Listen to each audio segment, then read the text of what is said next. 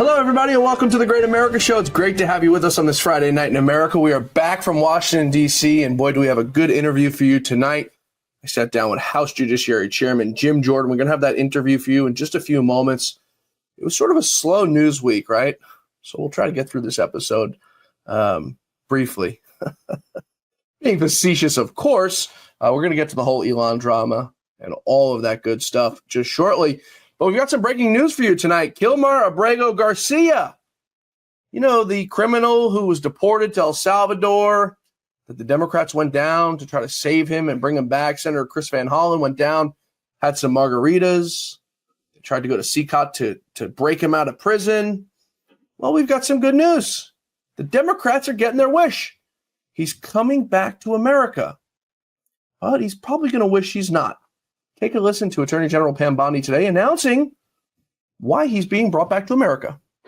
And conspiracy to commit alien smuggling in violation of Title 8 U.S.C. 1324. We want to thank President Bukele for agreeing to return Abrego Garcia to the United States. Our government presented El Salvador with an arrest warrant, and they agreed to return him to our country. We're grateful to President Bukele for agreeing to return him to our country to face these very serious charges. This is what American justice looks like. Upon completion of his sentence, we anticipate he will be returned to his home country of El Salvador. The grand jury found that over the past 9 years, Abrego Garcia has played a significant role in an alien smuggling ring. They found this was his full-time job, not a contractor. He was a smuggler of humans and children and women. He made over 100 trips, the grand jury found, smuggling people throughout our country, MS-13 members, violent gang terrorist organization members throughout our country. Thousands of illegal aliens were smuggled. This is especially disturbing because Abrego Garcia is also alleged with transporting minor children. The defendant traded the innocence of minor children for profit. There are even more disturbing facts that the grand jury uncovered. It is alleged this defendant is part of the same smuggling ring responsible for the death of more than 50 migrants in 2021 after the tractor trailer overturned in Mexico. This is part of that same ring. The defendant abused undocumented alien females, according to co-conspirators who were under his control while transporting them throughout our country. This defendant trafficked firearms and narcotics throughout our country on multiple occasions. They were using vehicles, SUVs, with added seats in the back, floors that had been ripped out, guns, narcotics, children, women, MS-13 members. That is what the grand jury found. A co-conspirator alleged that the defendant solicited nude photographs and videos of a minor. A co-conspirator also alleges the defendant played a role in the murder of a rival gang member's mother. What's the saying? The devil you know is better than the devil you don't. Correct me if I'm wrong. I think that's something along the lines of that. But I guess these Marxist Dems who went out there to try to bring this guy to America didn't realize that if he ever did get brought back here, the penalties weren't going to be light. So come on back, Kilmar Abrego Garcia. You're going to wish you never came home. Well, home is what you called it. Your home is not in this country, but we're going to bring you here, and we've got some questions for you. So come on to America. Let's have some fun. Kash Patel was on Joe Rogan's podcast just as the whole Elon scuffle broke out. They didn't really get to talk about it much. Kash didn't want to talk about it too much. But they did address something very interesting in regard to that witch doctor, Dr. Anthony Fauci. Take a listen to these new details and revelations from Kash Patel, FBI director. We just had a great breakthrough this week on Fauci.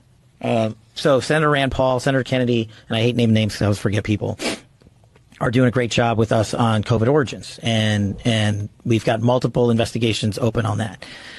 But they had always been looking for Fauci's original phone, or not original, but phones and devices he used while he was Fauci back in Trump 1 during COVID. And nobody had found it till 2 days ago. Really? Yeah. Now, look, your audience and everybody listening to it shouldn't jump to the conclusion everything's in there.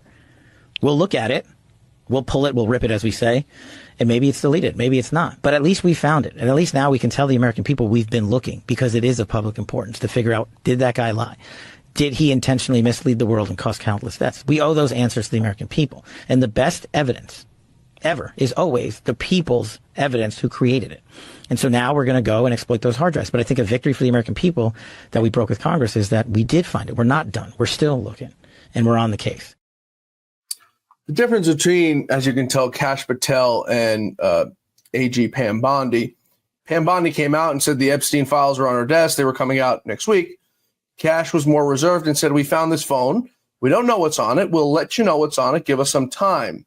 See the difference in professionalism between Kash, which is why you don't hear me going to the wall against Kash Patel, because I think, and what I've been told, is Kash is trying his hardest and doing the best job he can possibly do.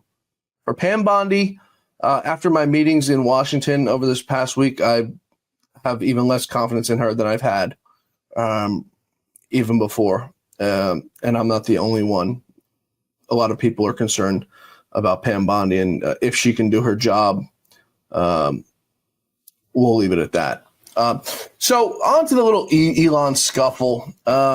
It's a very unfortunate situation, and Donald Trump, I think, thinks it's a very unfortunate situation, which is why we haven't seen him lash out against Elon.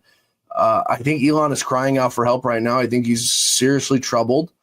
It's been alleged that he takes drugs in some sort, ketamine, which I think is a horse tranquilizer. Very unfortunate situation and meltdown that Elon Musk had, apparently over the big, beautiful bill and cutting the deficit. But to me, it seems, and after speaking with some people, it's a lot deeper than that. Some speculation is President Trump not pushing H-1B visas, which Elon came to America on, a working visa as a migrant, as an immigrant coming to America. There's other speculations about various contracts. But this tells you one thing, folks. Donald Trump is not bought. He's not bought by anybody, not even the world's richest and second most powerful man, Elon Musk, who was a friend of his up until 2 days ago. He's not buyable. He's not for sale. He ran on getting rid of this EV tax scam and credits for the electric vehicle industry. Elon knew this, which is why I don't believe this whole breakdown and mental breakdown over Elon is over this and the deficit. It's over something a lot deeper, in my opinion. And I think Elon is probably suffering from some sort of drug withdrawal or after effect of these drugs. You know, doing some research and looking into the effects of ketamine, it essentially melts your brain. And a lot of the symptoms that I had researched are experience of what Elon came out and did, accusing President Trump of being on the Epstein list. We all know if Donald Trump was on the Epstein list, he would have been the first name out there. We do know that he's knew Jeffrey Epstein, removed him from Mar-a-Lago for his creepish behavior. We do know that. We do know that Donald Trump was friends with him at some point in his life and disassociated himself from him when he found out very early on that he was a weirdo. We do know that. That's all out there. But if Donald Trump were on any sort of Epstein list or visited his private islands or his homes, we would have known. And everyone knows Donald Trump. The guy doesn't take vacations anywhere but his golf courses. So long stretch. Peter Doocy on Fox News today, very interesting, brought up a point asking Elon Musk about his drug use in the Oval Office last week. Take a listen to Peter. In public, Elon Musk blew up in the Oval Office during his send-off when I tried to ask him about this big New York Times report that alleged he was blurring the lines between medical use of drugs and recreational use of drugs, and we still don't have any real clarity about that. Sort of interesting. Elon's father was on a British news network earlier today and was asked about it. And you're never going to believe whose side his father's on. Here, we're going to play a little bit of that interview for you to get a better idea of what's going on. Joining me live is Errol Musk, the father of Elon Musk. Thank you very much indeed for coming on the programme. Errol, it's good to see you again. This has got out of hand, all of this, hasn't it? Do you worry about your boy? Look, basically they've got rid of the opposition.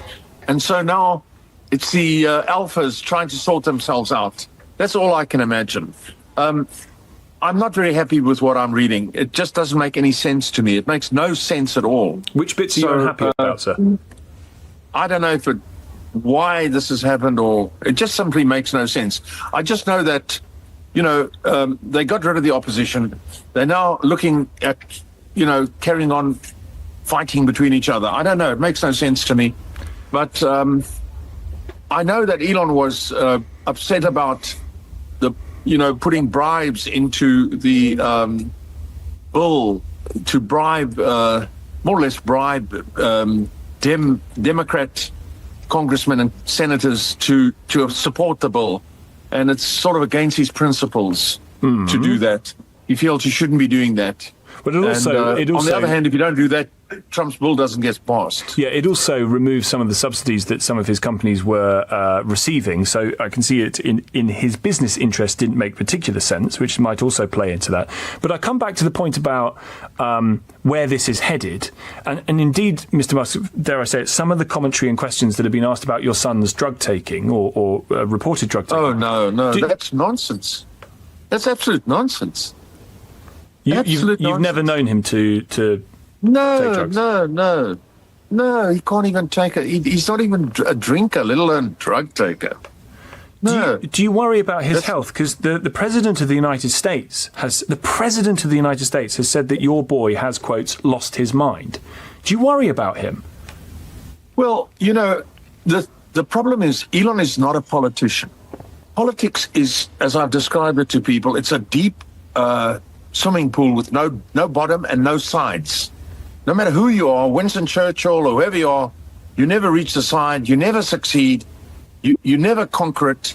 It's the hardest thing in human existence. Why did he get in the pool then? Sorry? Why did Elon Musk get in the politics pool? Well, he thought it was as easy as running a business. It's not as easy as running a business. It's very, very difficult. Very, very difficult. Very telling that Elon's own father wasn't defending his son. I don't know if that was my father and he was on television. He wasn't defending me. We'd have a very, very big problem. Very telling, though. As for the whole situation, as I've said, it's so unfortunate that it's come to this. There was supposed to be a meeting today between President Trump and Elon Musk. White House advisors were hoping to salvage some of this relationship. Donald Trump telling multiple reporters early on this morning that he has no interest, and he has every right to. The claims that Elon made are disgusting. To accuse him of being on the Epstein list when he knows he's not. I mean, this was this man's best friend for the last few months, with him every single day. Elon left his son with President Trump, little X. If you knew he's on the Epstein list, why are you letting your child hang out with him? And if you knew he's on the Epstein list, why were you hanging out with him? Why didn't he come out sooner? As Donald Trump said, I knew he was going to come out against me. It was just a matter of when, and you should have done it sooner. Everyone in D.C., has been smoking it, but from what I hear from my sources on Capitol Hill and in D.C., people's patience was running very thin with Elon. That he's a very difficult person to deal with, and not an easy person to deal with. And everyone was wearing thin. He was wearing thin on everyone in the White House, which raises the question, how did he really get that black eye? So we'll keep you updated on how things play out here. Hopefully it's mendable. He owes Donald Trump a massive apology for that disgusting remark and childish behavior. And then it's up to Donald Trump. He has every right to not forgive him for betraying him as a friend. Donald Trump did everything for this man. Elon's got no friends. Donald Trump was his only friend. So it's on him to make it right, and it's on Donald Trump to decide if he accepts his apology. Folks, stay with us. We're coming right back with House Judiciary Chairman Jim Jordan, a terrific interview. I ask him all the tough questions. What does he say to the people who say he's not doing enough? What does he say to the people who tell him it's just another strongly worded letter? He answers them all. There's not a question I ask him that he shies away from or doesn't ask. And I didn't ask any softballs. I learned from the best, the great Lou Dobbs. Folks, we're coming right back. Please stay with us.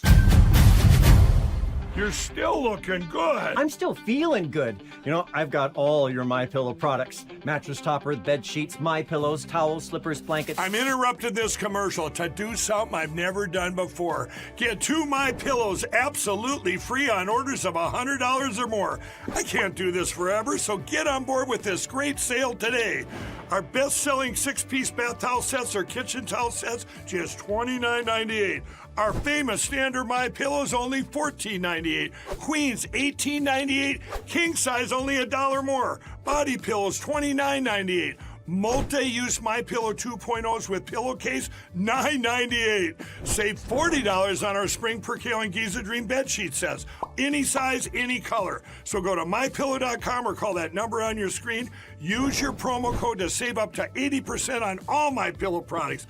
And when you spend $100 or more, get 2 standard MyPillows absolutely free. Mr. Chairman, I appreciate you taking the time to sit down with me today. You were one of Lou Dobbs' favorites, so it means... He was one of our favorites. It means extra to me. And you are too now, I right? appreciate it. I want to get started with first, the people on Twitter, the people in the mainstream media, they all go crazy. Jim Jordan's just sending another strongly worded letter. But what they don't understand is Jim Jordan can't go out and just start arresting people. No. Jim Jordan does due diligence, and then he makes his referrals to the Justice Department as they see fit. It's then up to the Justice Department to go ahead and say, yeah, we're going to do this, but if you have a corrupt Justice Department like we have with Merrick Garland, there's nothing you can do. Is that a correct assessment? Yes, it's our constitutional system. We have, separate and equal branches of government. We can do oversight, which constitutionally we're supposed to do. We do that. I've probably been involved in more big investigations than just about anyone over the last 10, 12 years. And then you can use the power of the purse. You can do oversight. You can pass legislation. You can do referrals. You can even do impeachments, which we did for Mayorkas.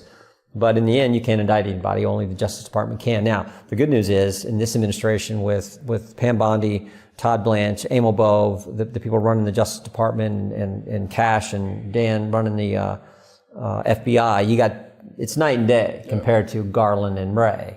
So I think they're doing good work, and we have a great relationship with those guys and working well with them. So let me ask you, do you guys go back and revisit all the work that you did last Congress as it relates to the Biden crime family and everything, or do you guys let bygones be bygones and move forward? It depends. There's some things we want to, like we're having a deposition with David Weiss this Friday. There's some questions he would not answer when we deposed him last Congress, because he could hide behind, well, not hide behind, but he could legitimately say there's an ongoing investigation. He was special counsel and he was looking into the Hunter Biden situation. So we got some questions for him. And then if you looked at his report, it was the thinnest, shortest, smallest special counsel report I've ever seen. So we're talking to him. We've done some other things. One of the things I really want to get into, and it looks like we're getting this information maybe even this week, but as you know, there were 26 confidential human sources at the Capitol on January 6th. Some of them were specifically asked to be there by the FBI that day. So there's a kind of an overarching fundamental question. What's the FBI doing having a bunch of spies? Because confidential human source is a fancy name for spy. Having a bunch of spies and informants at a First Amendment protected political rally. Now, I understand it didn't stay a rally. There were some bad things that happened, but they're having people there. They asked them to be there. 17 of the 26 went in the restricted space. 4 actually went in the Capitol. 2 of the 4 went in the Capitol were 2 that the FBI had asked to be there that day. We got all kinds of questions. How long had they worked for the FBI? What was their background before they worked for the FBI? How much were they paid? Were they paid for stuff they gave information on that day? Was any of the information they gave used to prosecute American citizens? Did they go into the Capitol through the door, through a broken window? Were they the first in? Were they I think a ton of questions we want to know. So that's one we're definitely going to pursue. Because, again, you remember in the big picture, Biden pardoned the people in the January 6th committee. January 6th committee told us all kinds of things that were garbage. We caught them in 8 different lies. Didn't look at things they should have looked at. They certainly didn't look at this confidential human source issue. So, there are some things we're going to continue to dig into as we move through this Congress. Do you believe there was only that said number? It's so hard for me to believe. We were there with my photographer there on January 6th down at the Oculus doing interviews. Yeah. And it was peaceful. Everything was fine. And then just an hour later, all of a sudden, all hell is breaking loose right here in this very building. Yeah. It's so hard for me to believe that in that 1 hour period, people, because of what Donald Trump said, became enraged to come break windows in this place and start fires and hurt people. That it's so hard for me to believe that there was only 20-something of these people there. And why did Nancy Pelosi deny the National Guard? Why did the mayor deny the National Guard? They had to know something was going on if they sent in confidential spies, right? Well, you wonder. Now, I think their argument would be, well, we were looking at some of these groups and they were going to be there, and pick the name of the group you want, and so that's why we had these sources or these informants or these confidential informants. But I think there's still concerns there. And remember, we got this information from the Inspector General, right? And the Inspector General has done good work. Give Mr. Horowitz some credit. But he didn't give us the report until after the election. Right. And there was no reason to wait until after the election. And this thing happened, 4 years earlier. Yeah. But we get it after the election and it lays all this out. Could have been done, I think, a lot sooner. So again, this is why we want the information, and we're working with the Justice Department. We think we're going to get it now. As I said before, this Justice Department, as an example, is so much better than dealing with what we had before. We had, I think it was Kash Patel's second day as director, we sent him 7 subpoenas, and we started getting information, just right away, which never happened with Chris Wray and Merrick Garland. So my next question is, Chris Wray, do we ever see him again? He sort of went off into the sunset. Yeah. Not on MSNBC, not on CNN, not like the other folks who left the DOJ, some of your friends that you've brought in over the last few years. Chris Wray is off into the sunset, which to me speaks measures, right? Because he's a little nervous. If you're arrogant, you're going to go out and talk your smack, whatever you want to do on TV, but Wray is nowhere to be found. Yeah, I don't even know. I assume he went back to some law firm, but I don't know. I hadn't really thought about it a whole lot, where he's at, because you're right, Andy McCabe, you see him pop up on Brennan. We deposed those guys we deposed those guys with the 51 Intel letter, where they said the Hunter Biden laptop was a Russian information operation. We're like, the FBI had their laptop. They knew it was real. And that letter, I think, impacted the 2020 election. So we deposed those guys, and literally some of the most arrogant individuals I've sat in a lot of depositions, maybe more than just about anyone in Congress here in the last 10, 15 years.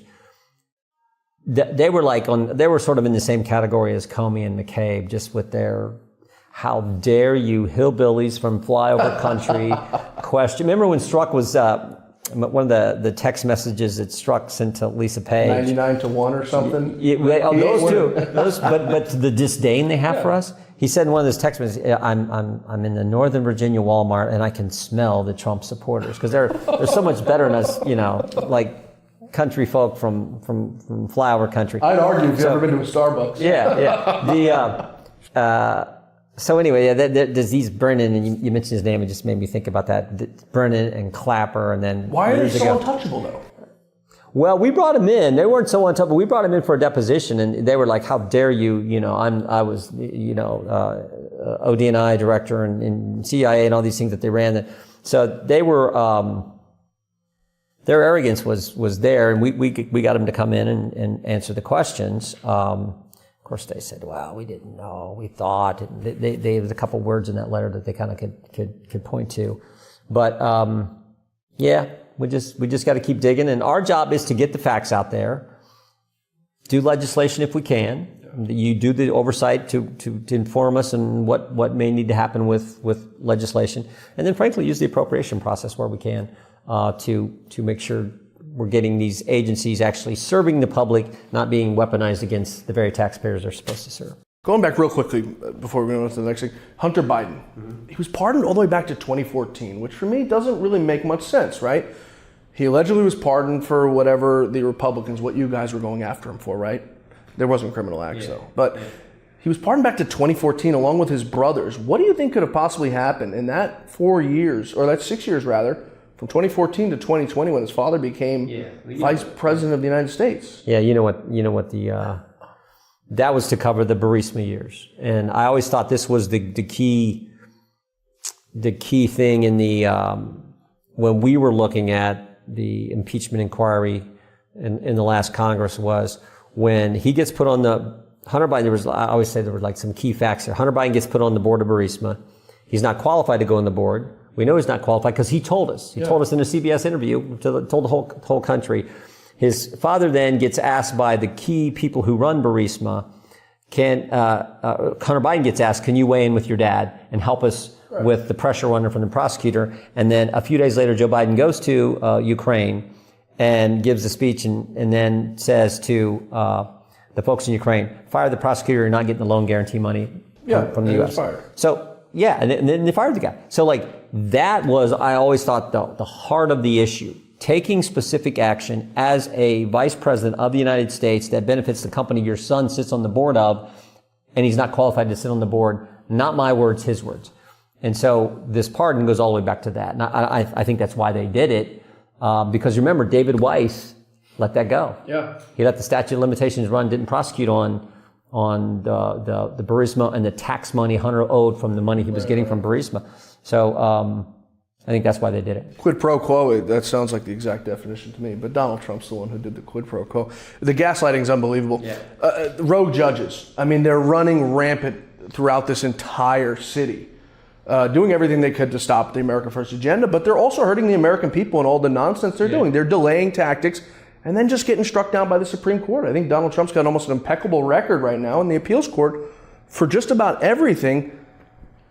During the 2020 election, we heard you have no standing. There's no standing for this election lawsuit, this, and that. But these people somehow always find standing, whether it be college and universities or Hamas terror, whatever it is, they always find standing. How can we use Congress to root out these rogue judges who are ruining this country? Well, you do three things, and we've touched on these already. And we've done this particularly on federal district judges who issue these injunctions. So one, you have hearings on it. We had a great oversight hearing in the Judiciary Committee where we had former Speaker Gingrich in talking about historically how wrong this is, how for most of our history you didn't have these district judges who could do this kind of thing and have an injunction that applies nationwide. You do legislation, which we passed out of our committee like 10 weeks ago, passed the House floor several weeks ago. And that bill says if a federal district judge issues an injunction, it applies to the parties in the case. That makes sense. Yeah. And it only in that particular jurisdiction. It doesn't apply nationwide. That bill passed the House. It is now sitting in the Senate. And then third, you look at we actually put a letter out there, but you look at the appropriations process, which are just now starting to enter, and maybe you say to some of these judges, okay, you know what? You're going to issue opinions like that we think are political, that we think are the weaponization of the judiciary. Then maybe you're not going to get 3 clerks. You're going to get one, or the money to pay for all the things, in your, we don't want to do anything that would hurt American citizens' ability to get their day in court, but maybe you want to impact what money goes to that particular judge and some of the clerks and stuff who may be working for them. So, I think you use all 3 of those. And then, of course, in a general sense, you keep talking about it like we're doing right now. Is impeachment on the table for some of these people? We've had members file it. What I always say is, we're not taking anything off the table, but historically, when it comes to impeachment of judges, it is only for complete, the judge is drunk on the bench, the judge is, taking a bribe. It's for those kind of activities. It's not for issuing bad opinions. I'd almost argue that's less bad than what some of them are doing. Well, there's some who's argue that, and we even had one of our members of our Judiciary Committee who's filed an impeachment resolution, particularly on Judge Boasberg, which is, oh my goodness. Boasberg, he's the guy that said, turn the plane around, bring the bad guys back.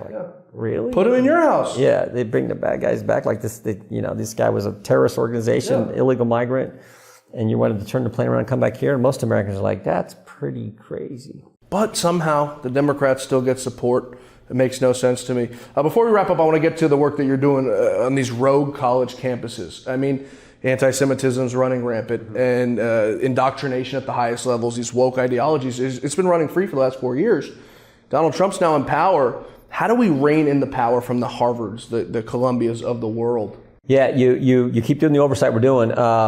But also, we had a hearing today where we're coming at it from a slightly different angle. We think there's potential antitrust violations here where particularly the elite universities, the Ivies and some of the others are coordinating on price. So they're not competing on price, which is, per se, that's just illegal. And then it looks like they're also limiting output, i.e. limiting class size. So if you're doing those things and driving up, so when you do that, you can charge this high price. And then you add this third element that we discovered in today's hearing, where it's called perfect price discrimination. So what they do is people apply to, today's situation was Brown. We had that student, Alex Shea from Brown, who's been talking about it. But you pay like $93,000 to go to Brown. Well, what the university will do is they'll get all your financial information for the student, his family, your tax bill, everything they've done, investments and retirements. They get all this information, and then they can almost directly determine the highest point that family can afford, and that's what they'll charge them.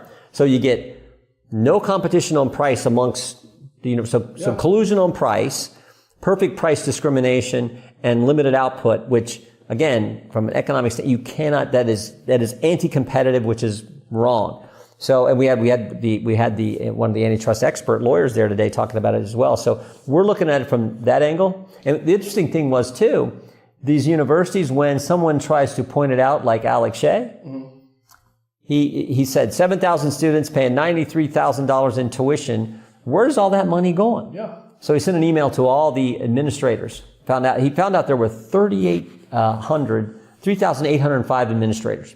He sends them an email.